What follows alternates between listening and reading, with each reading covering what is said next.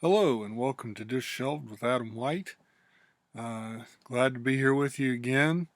Today I'm going to talk about a couple different things. The main one being the Captain Future series by Edmond Hamilton, uh, which was an early pulp uh, character. That this is a replica version um, of the first issue, and Captain Future is a lot of fun. But first, I want to talk about the Hainish cycle by Ursula K. Le Guin. There was a read along uh, somewhere on BookTube that I read, that I heard about, and I thought, well, I'll take part and read them too because I'd never read them. And I read Rocannon's World and Planet of Exile so far. Both were good books. I wouldn't term them great. They were well written. I mean, the quality of the writing was fantastic. It just it it was science fiction in the trappings of older fantasy, and it was people that had in both stories that had like futuristic scientific knowledge and space travel and faster than light travel and stuff like that, but um, they lived through the whole story in like a medieval setting. So it was kind of like almost magic, the things they knew about. Rocannon's World had an interesting ending. I really did it. I really did enjoy the ending to it, um, and it was overall kind of a this one guy that was from the I forget what it's called, but it's like some kind of federation of planets. I know that's Star Trek, but um, there's some kind of conglomeration of planets that he had come from, but he's stranded on this planet that doesn't even have a name, and he gets involved with the locals there, and just has these adventures in this world that's so far behind his technologically, and he's trying to find a way to get word to his people about what's going on there, because there's an evil alien menace that has taken shelter on this planet and is going to uh, do harm to the to his group of people. So I'm sorry I can't remember the name of it. It's been a month now since I read it that I'm doing this video, but all in all, a good book. I think it might have been her first book, but you couldn't tell from the quality of the writing because the quality of the writing was excellent. And then there was Planet of Exile, which had a similar kind of theme to it. Uh, these people that were humans were considered aliens on the planet they were on because they had come long ago but had sworn to only have uh, the same level of technology as the people on the planet they were with. So again, it's people kind of turning away from technology and then being in trouble because they don't have it. And it played out similarly to Rocannon's World, but not exactly the same. But he, the main character, got involved with uh, the tribes of people that were the main people on this planet, and it was just an effort to try to save them and to see how that turned out, because they were facing like a barbarian menace. But that's all I'll say about those. I keep forgetting in my prior ones to talk about them. I read them one right after the other and enjoyed them both, and I'm going to read more. The next one is City of Illusions, and then The Left Hand of Darkness, which is a highly touted book that I've never read, which is shame on me. But I did enjoy them, and I'm looking forward to reading more, and I think they'll get better as they go along. Uh, and I'm really eager to read even the short stories because I'm interested what she does with it, because they're just kind of loosely connected. They're not sequels to each other or anything like that. They just have a shared world, a shared universe. So I do recommend them. This Great Library of America edition, this is volume 1. I've also got volume 2. It came in a box set, which is really nice, and Library of America makes really nice books, and they last a long time. Even though the pages seem paper thin when you're reading them, but they last for a long time. I've had several uh, Library of America books for like 30 years, and they're just as in good a shape now as they were when I got them. So I highly recommend the Library of America versions of the Hainish cycle from Ursula K. Le Guin. Anyway, on to the main thing. Last time I showed you some stuff from Frank Frazetta that I liked, that I got, and this was the last thing I set up as a little teaser at the end, because I found this one. I got it on eBay, and it was called Danger Planet. Now, I read it and I absolutely loved it.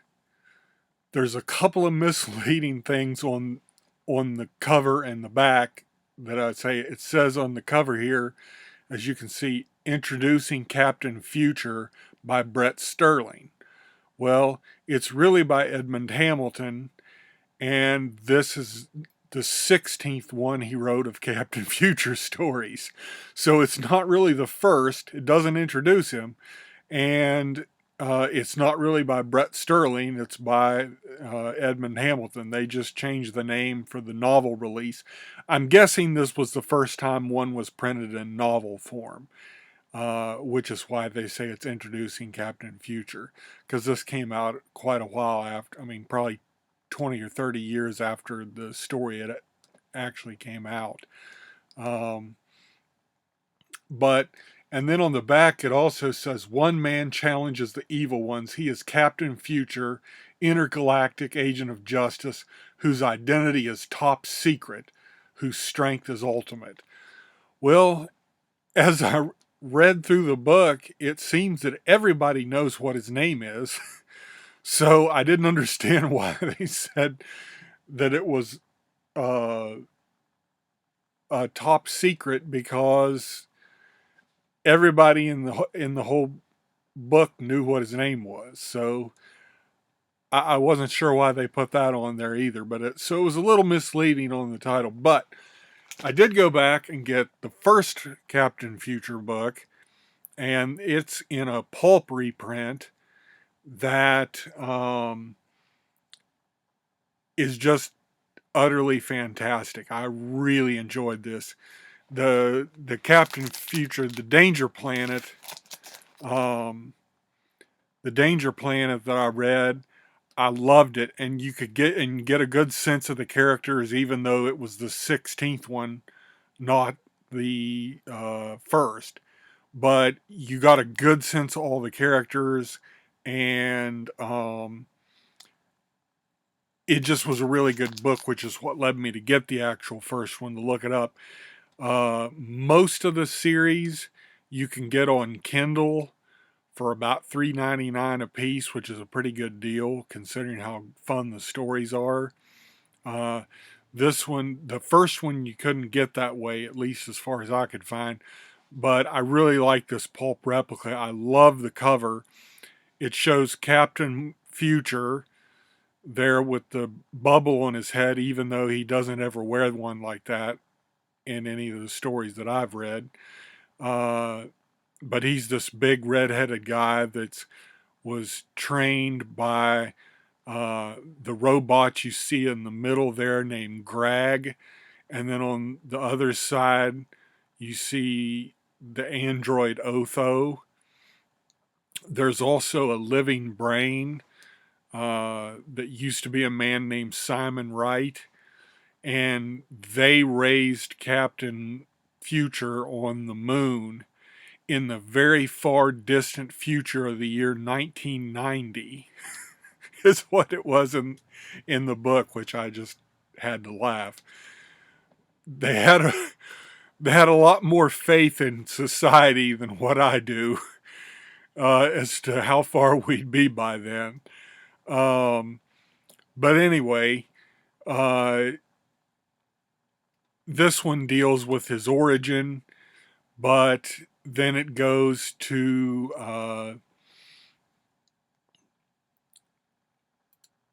another planet where he has to find this being called the Space Emperor who can turn himself intangible, and they have to figure out how they can stop an intangible villain.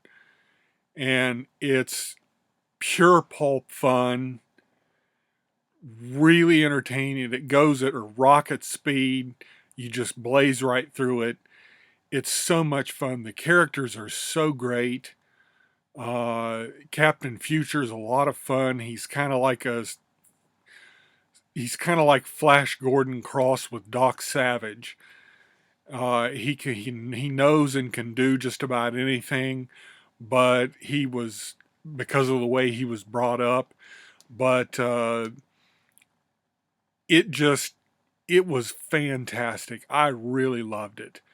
Really did. Love the characters.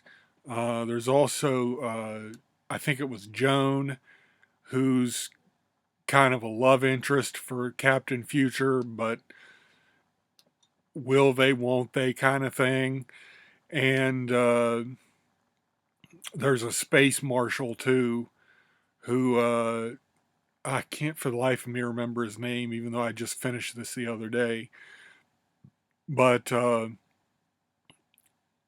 all really fun characters. The living brain is in a translucent box that floats around. Well, in the first one, they have to carry it around, but by the later ones, it has the ability to float on its own. And Greg is a 7-foot robot with incredible strength and just a surly attitude. And it's he's a little bit more. He's not as developed in this one as he is in the Danger Planet one, but I mean that's just to be, you know, expected because uh, it was written. He had been writing these characters for quite a while when he had written the 16th one, and not the first. But and then Otho, the android, is also a master of disguise. He can take his like plastic-like body and reshape it and take the form of somebody else, which helps him in both these stories, and I'm sure in all the other ones too. And he and Greg are constantly at odds because one thinks they're superior to the other, and the android to the robot, and they always get into it, so they're always squabbling, and it's just really fun banter. Um, they have explanations for the science, even though all 9 planets, although I guess poor Pluto isn't a planet anymore, but in this there was 9 planets and every planet had native life. And it wasn't, I mean, they were all kind of bipedal, human like creatures, but some of them more so than others. But they had different colored skins, um, or slightly different in the makeup of what they looked like. But it just kind of shows, the ignorance of the planets and what they're made out of, because this one takes place mostly on Jupiter, which is a gas giant.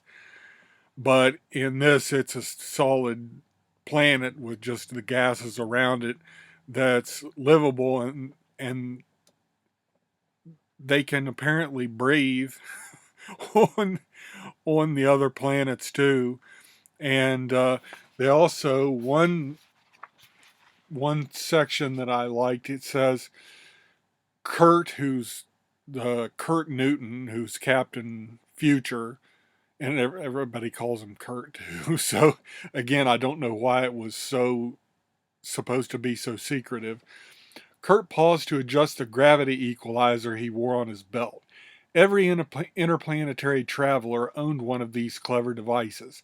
Its gravity charge of magnetic force of selected polarity and strength made its wearer feel exactly as light or heavy as he was on Earth. So that's their explanation of how he gets around in different gravities. They've got a gravity belt. So, I mean, he at least made an attempt to explain, you know, why, they could get around on other planets, even though it was extremely unlikely that there was the kind of life on these planets that they had. But he did make an effort. So there wasn't a lot of, they don't try to hit you over the head with the science. They just make a rip roaring yarn of a story. And it's really fun. Now, I'll also say Danger Planet, they end up on a planet of the planet Rue. And there's this ancient race of aliens that had started the planet called the Kangas.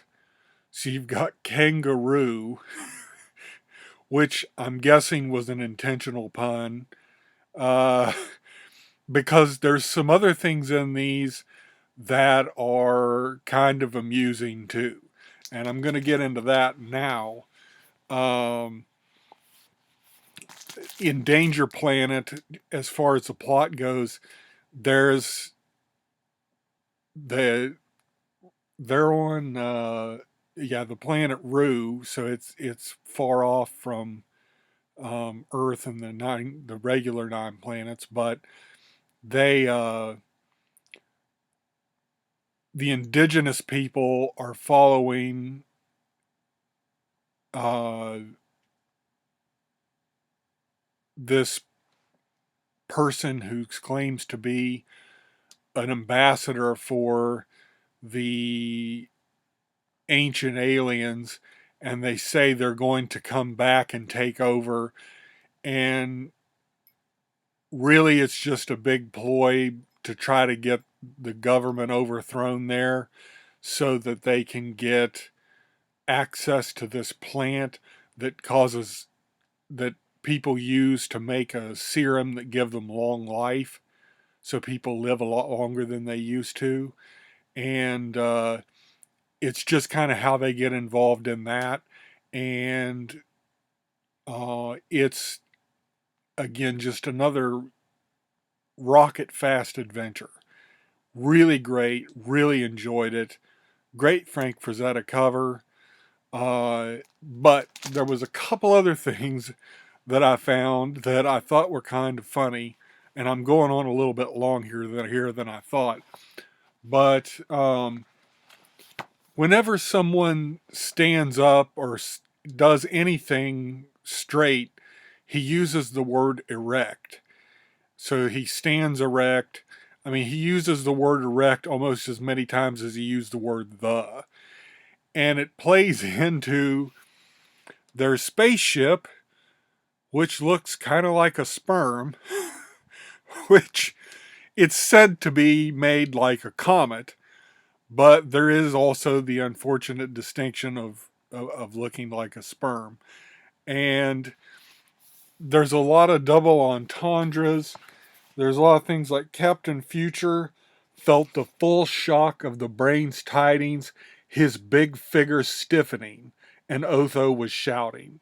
I mean, it's just stuff like that that was really funny. And I don't know if he intended it to be that funny, that he did that on purpose, or if it was just the way that they wrote then, because there was some really funny things like that. And they rode in a rocket car, and I won't even tell you what that was shaped like. You can just use your imagination.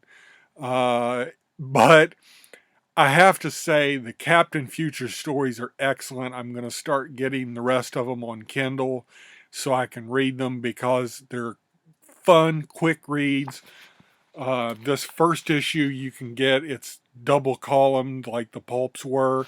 It has a few other stories in here too, but I haven't read them yet. But I just read the main Captain Future novel that was in it.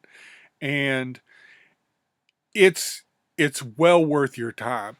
And if you can track down Danger Planet, you see it lying around, or you can get, I got it, I think, with shipping and everything for under $10. This replica was maybe 10 or $12 on Amazon. And like I said, most of the other Captain Futures you can get on Kindle for cheap. So uh, really fun, really had a good time with them. No offense to the Hainish novels because they were well written and good stories, but the Captain Future stories were just a lot of fun. I really enjoyed them. They're the things I've enjoyed the most that I've read so far this year. And I really highly, highly recommend them. They're by Edmond Hamilton. And check out Captain Future, though. Anyway, that's all I'll say because I've gone on a lot longer than what I thought I would, as usual. So, thank you for hanging out with me. Definitely check out Ursula K. Le Guin, and definitely give Captain Future a shot. If you like pulp or science fiction, it's fantastic. It's just a lot of fun. So, thanks for hanging out with me, and I will catch you next time.